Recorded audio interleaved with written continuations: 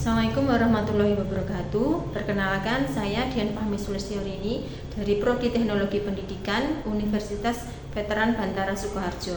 Di sini saya akan menyampaikan tentang penerapan kurikulum berbasis teknologi di SMP Islam Darussalam Mojokerto. Latar belakang dari penerapan kurikulum berbasis teknologi ini yaitu yang pertama, perkembangan cepat teknologi. Di masa modern seperti sekarang, pendidik harus bisa menyesuaikan dengan teknologi yang sekarang ada di zaman ini, sehingga pendidik bisa menciptakan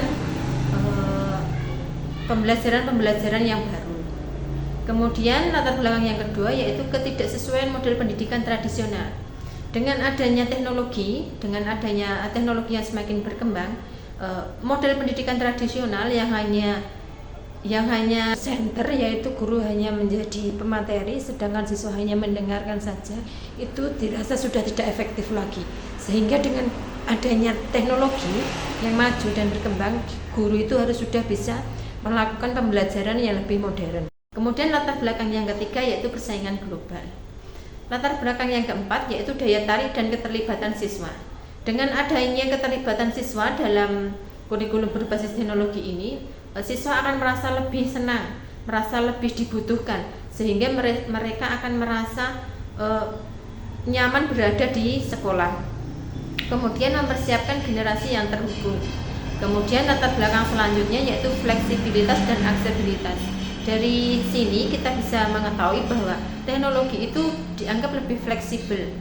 Misalnya saja dengan adanya kelas online. Dan untuk aksesibilitas juga berdampak bagi peserta didik yang mempunyai keterbatasan fisik, sehingga mereka tidak perlu untuk datang ke sekolah, tetapi bisa melaksanakan pembelajaran secara daring. Kemudian tuntutan dunia kerja. Dunia kerja di saat ini membutuhkan pegawai atau tenaga kerja yang lebih modern, menguasai teknologi yang sekarang berkembang. Jika hanya menggunakan ilmu secara teori, maka akan tertinggal dari teman-teman yang lain. Kemudian rumusan masalah, kesiapan dari sumber daya manusia. Nah, di sini mungkin masih banyak sekali guru-guru yang merasa belum begitu menguasai teknologi. Nah, disinilah kita bisa melaksanakan kegiatan seperti BIMTEK untuk guru yang biasanya usianya relatif lebih tua.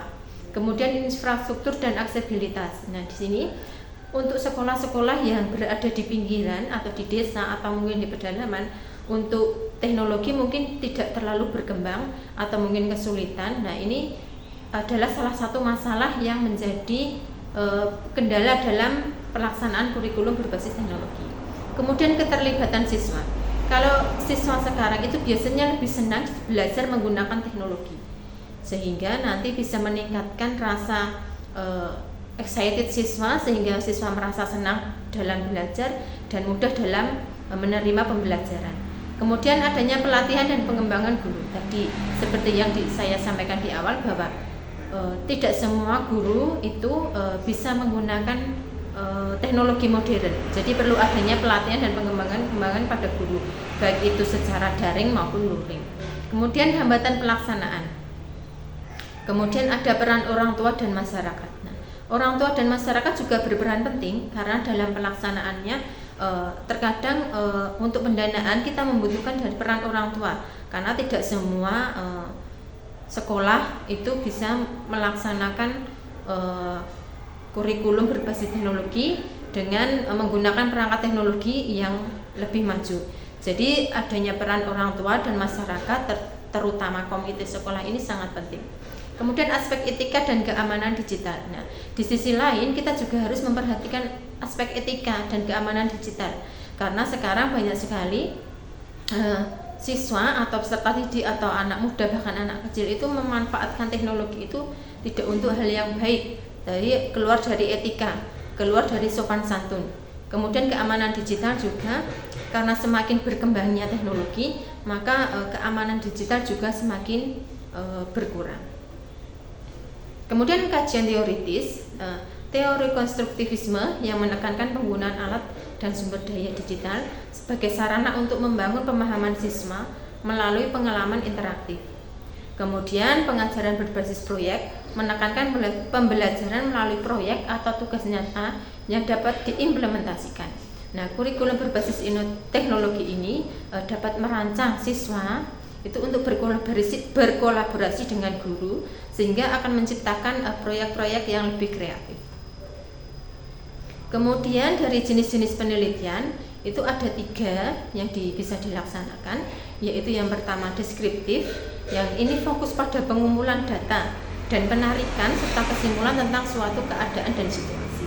Kemudian jenis penelitian yang kedua yaitu eksploratif. Nah, ini mengeksplorasi suatu topik yang belum banyak diketahui atau dipahami, kemudian kita mengumpulkan informasi awal untuk membentuk dasar penelitian lanjutan. Kemudian penelitian selanjutnya yaitu tindakan. Nah, ini melibatkan partisipasi aktif guru, menerapkan dan mengevaluasi, kemudian diterapkan di lingkungan pembelajaran. Kemudian ada juga metode survei. Nah, ini pengumpulan datanya diambil dari responden. Itu bisa melalui kuesioner, baik ataupun wawancara dan observasi. Kemudian ada juga metode penelitian yaitu studi kasus. Nah, ini biasanya dilaksanakan dengan cara menggali informasi secara mendalam dari beberapa sumber. Contohnya tadi dari observasi, kemudian kita wawancara dengan orang di sekitar dan juga ada dokumentasi. Kemudian metode selanjutnya yaitu tindakan atau action research. Nah, proses ini berulang dan kita bisa melihat nanti bisa memecahkan masalah, perencanaan, implementasi dan evaluasi, sehingga nanti bisa untuk memperbaiki situasi atau praktik. Kemudian ada prosedur penelitian. Nah, ini prosedur penelitian ini tahap-tahapnya. Yang pertama itu kita mengidentifikasi sampel dulu, kemudian pengembangan instrumen penelitian, kemudian pengumpulan data, menganalisis data, kemudian menginterpretasi hasil, kemudian penyajian temuan dan umpan balik serta evaluasi. Nah, dalam melakukan penelitian ada beberapa hal yang perlu disiapkan, yaitu antara lain menyusun instrumen penelitian itu sendiri, kemudian melakukan validasi instrumen penelitian, kemudian menetapkan subjek penelitian, apakah subjek penelitian yang akan kita laksanakan.